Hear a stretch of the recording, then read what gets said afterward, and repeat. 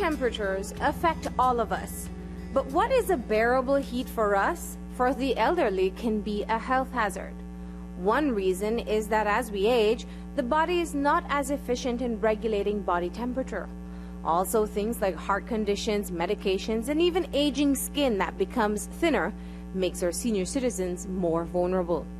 For this reason, people caring for the elderly should be very vigilant during the heat. It's important to know that older persons are at high risk for dehydration.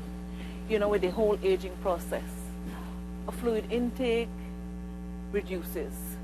And so it is important to give them frequent and small amount of fluids. And more so if they are on water pills, or you call it diuretics. It's important that they are hydrated. They are then at higher risk for dehydration. And with the heat currently on, it's important the clothing that they wear, light cotton clothing, ensuring that the windows are open to allow the breeze, because right now it's quite windy, so to allow them to experience the cool air. Sometimes you may need to have on a fan. The emphasis is on keeping them hydrated and cool. Not only give them the fluids, ensure that they drink the fluids, because they're smart, you know. I don't want to drink much fluid, so when you turn your back, they would throw it away. So watch them and give them a variety amount of fluids, a type of fluids. So give them variety type of juices. We have the tamarind that is out right now. We have the watermelon. We can give them oranges, you know, but we have to be mindful of those who are diabetics.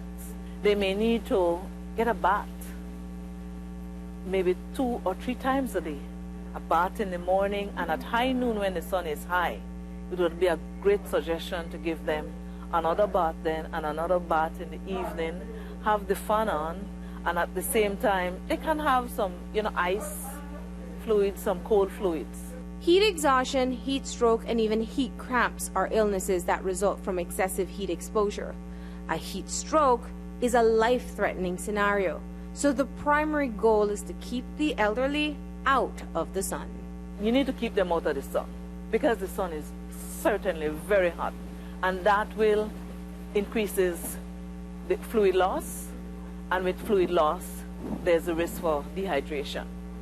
So keep them in a cool place. Some of them may like to walk around, drift around. Just give them a little, you know, water bottle or with a juice bottle, and time when they come home, because they certainly can be placed at risk. But again, lessening sun exposure is the preference. If after exposure to the sun, your loved one starts experiencing headaches, nausea, cramps, becomes delirious or faints, you should seek urgent medical attention. And for those senior citizens who live alone, try to check in on them more often.